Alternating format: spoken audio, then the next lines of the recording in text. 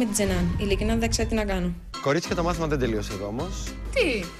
Σας έχω μια μικρή έκπληξη. Καλή δική. Πάρα πολύ καλή. Κορίτσια, υποδεχτείτε τον Άλεξ Ντεπαρί.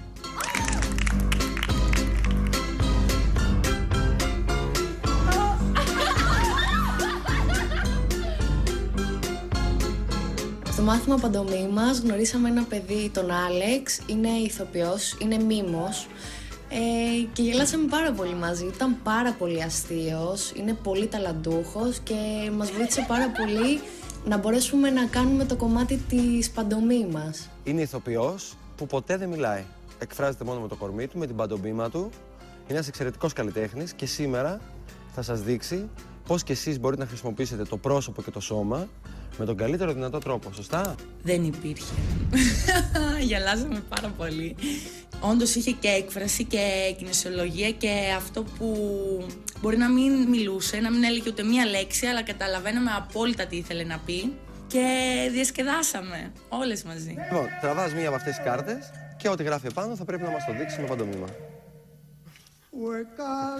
Καθάρισμα μπανάνας λιπημένη. Στο μάθημα της παντομήμας, αυτό που μου έτυχε εμένα ήταν να κάνω πως τρώω μπανάνα λιπημένη. Από κάτω με την πέρασμα.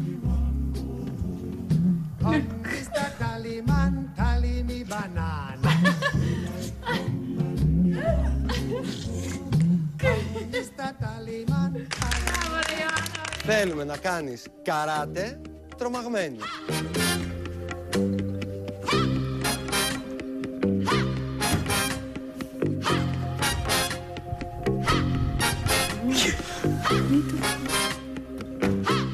Αν και η Κινέζα το κουνφού δεν το έχει. Είναι σαν να λέμε αν με βάζουν εμένα να χορέψω καλαματιανό, να μην μπορώ να χορέψω καλαματιανό. Ειρήνη, ο Αλέξανδρος θέλει να κάνεις υπασία στεναχωρημένη.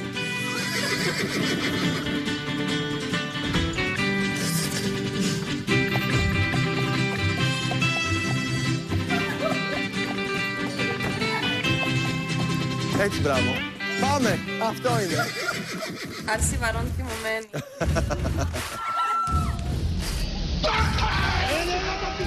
Κάτσε κάτω από την μπάρα! Κάτσε!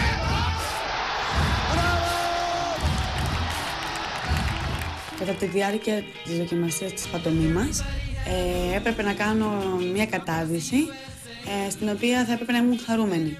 Λοιπόν, έπρεπε να ξεκινήσω να βάζω τη στολή μου, τα τροχοπέδιλά μου, τις μπουκάλες μου, τα γυαλάκια μου. Μπράβο.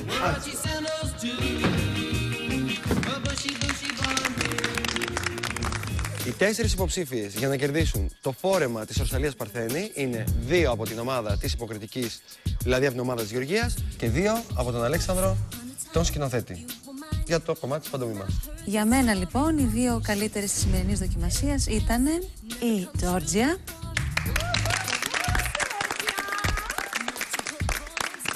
και η Ειρήνη.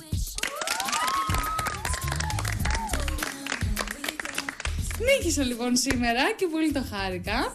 Αυτό έλειπε βέβαια. Ήμουν πάρα πολύ καλή σήμερα. Δεν μου άρεσε η Ειρήνη που επιλέχθηκε από άποψη υποκριτικής. Γενικότερα μου φάνηκε γελίο όλο αυτό. Μάλιστα. Λοιπόν, η πρώτη κοπέλα που κερδίζει από τη μεριά του Αλέξανδρου του σκηνοθέτη στο κομμάτι της παντομήμας είναι η Ιωάννα. Κορίτσια, η δεύτερη κοπέλα που κερδίζει είναι η Στεφανία. Θα είμαι μία από τις 4 κοπέλες